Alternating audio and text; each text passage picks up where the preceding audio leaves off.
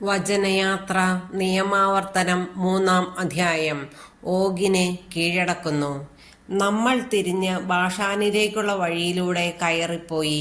അപ്പോൾ ബാഷാൻ രാജാവായ ഓഗും അയാളുടെ സകല ജനവും എദ്രയിൽ വെച്ച് നമുക്കെതിരെ യുദ്ധം ചെയ്യാൻ വന്നു.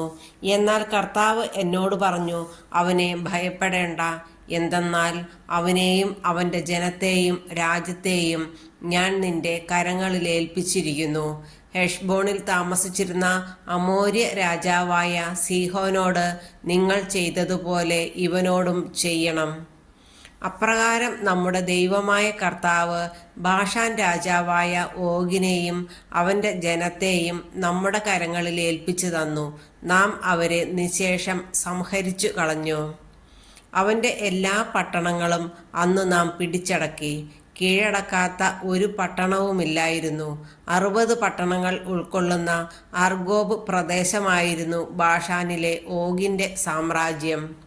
ഉയർന്ന കോട്ടകളും വാതിലുകളും ഓടാമ്പലുകളും കൊണ്ട് സുരക്ഷിതമാക്കപ്പെട്ട പട്ടണങ്ങളായിരുന്നു അവ.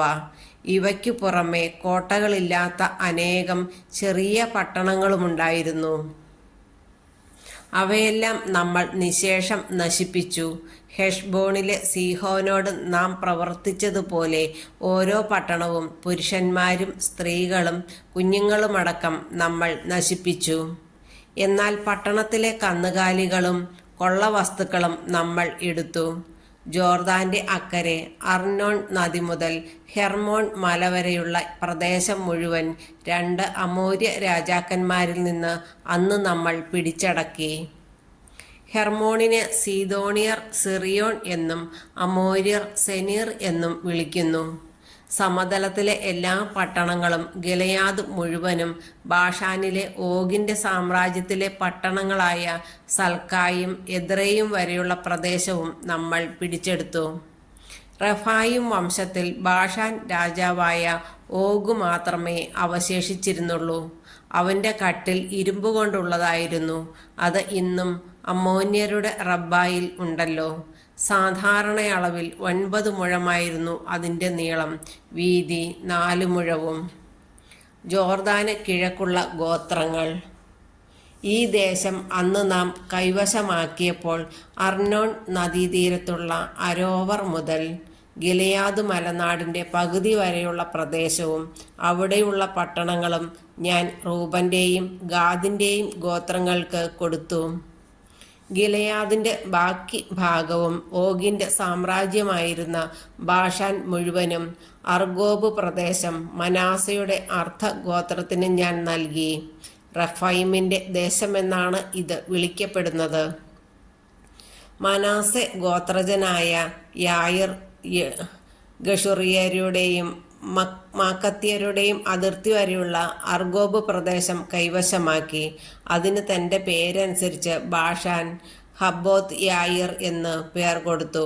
അതുതന്നെയാണ് ഇന്നും അതിൻ്റെ പേര്. മാക്കിറിന് ഞാൻ ഗിലെയാദ് കൊടുത്തു. ഗിലെയാദ് മുതൽ അർണോൺ വരെയുള്ള പ്രദേശം റൂബൻ്റെയും ഗാദിൻ്റെയും ഗോത്രങ്ങൾക്ക് ഞാൻ കൊടുത്തു. നദിയുടെ മധ്യമാണ് അതിർത്തി. അമ്മോന്യരുടെ അതിർത്തിയിലുള്ള യാബോക്ക് നദി വരെയാണ് ഈ പ്രദേശം. ജോർദാൻ അതിർത്തിയായി അരാബായും കിന്നരത്ത് മുതൽ കിഴക്ക് പിസ്ഗ മലയുടെ ചെരുവിന് താഴെ ഉപ്പുകടലായ അരാബ കടൽ വരെയുള്ള സ്ഥലം അവർക്ക് കൊടുത്തു. അന്ന് ഞാൻ നിങ്ങളോട് ആജ്ഞാപിച്ചു, നിങ്ങളുടെ ദൈവമായ കർത്താവ് നിങ്ങൾക്ക് കൈവശമാക്കാനായി ഈ ദേശം നൽകിയിരിക്കുന്നു. നിങ്ങളിൽ ശക്തരായ എല്ലാ പുരുഷന്മാരും ആയുധധാരികളായി നിങ്ങളുടെ സഹോദരരായ ഇസ്രായേല്യരുടെ മുൻപേ പോകണം. എന്നാൽ നിങ്ങളുടെ ഭാര്യമാരും കുഞ്ഞുങ്ങളും കന്നുകാലികളും, നിങ്ങൾക്ക് ധാരാളം കന്നുകാലികളുണ്ടെന്ന് എനിക്കറിയാം, ഞാൻ നിങ്ങൾക്ക് നൽകിയിട്ടുള്ള പട്ടണങ്ങളിൽ തന്നെ പാർക്കട്ടെ. കർത്താവ് നിങ്ങൾക്ക് തന്നതുപോലെ നിങ്ങളുടെ സഹോദരർക്കും വിശ്രമം നൽകുകയും ജോർദാന്റെ അക്കരെ നിങ്ങളുടെ ദൈവമായ കർത്താവ് അവർക്ക് നൽകുന്ന ദേശം അവരും കൈവശമാക്കുകയും ചെയ്യുന്നതുവരെ നിങ്ങൾ അവരുടെ മുൻപേ പോകണം. അതിനുശേഷം ഞാൻ നിങ്ങൾക്ക് തന്നിട്ടുള്ള അവകാശത്തിലേക്ക് നിങ്ങൾക്ക് മടങ്ങിപ്പോകാം. അന്ന് ഞാൻ ജോഷുവയോട് കൽപ്പിച്ചു, ഈ 2 രാജാക്കന്മാരോട് നിങ്ങളുടെ ദൈവമായ കർത്താവ് ചെയ്തവയെല്ലാം നിങ്ങൾ നേരിട്ട് കണ്ടല്ലോ. അപ്രകാരം തന്നെ നിങ്ങൾ കടന്നു പോകുന്ന എല്ലാ രാജ്യങ്ങളോടും കർത്താവ് ചെയ്യും. അവരെ ഭയപ്പെടരുത്. എന്തെന്നാൽ നിങ്ങളുടെ കർത്താവായ ദൈവമായിരിക്കും നിങ്ങൾക്ക് വേണ്ടി യുദ്ധം ചെയ്യുന്നത്. മോശ കാനാനിൽ പ്രവേശിക്കുകയില്ല.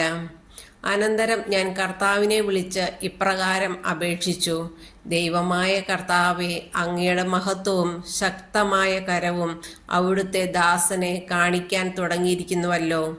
ഇപ്രകാരം ശക്തമായ പ്രവൃത്തി ചെയ്യാൻ കഴിയുന്ന ദൈവം അങ്ങയെപ്പോലെ സ്വർഗത്തിലും ഭൂമിയിലും വേറെ ആരുള്ളൂ?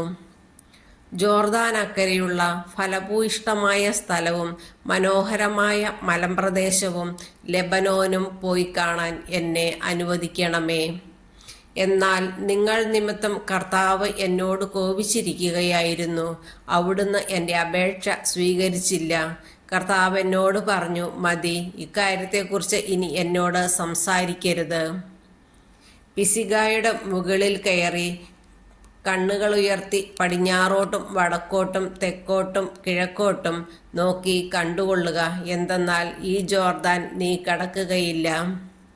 ജോഷുവയ്ക്ക് നിർദ്ദേശങ്ങൾ നൽകുക, അവന് ധൈര്യവും ശക്തിയും പകരുക. എന്തെന്നാൽ അവൻ ഈ ജനത്തെ അക്കരയ്ക്ക് നയിക്കുകയും നീ കാണാൻ പോകുന്ന ദേശം അവർക്ക് അവകാശമായി കൊടുക്കുകയും ചെയ്യും. അതിനാൽ ബേത്പെയോറിന് എതിരെയുള്ള താഴ്വരയിൽ നാം താമസിച്ചു.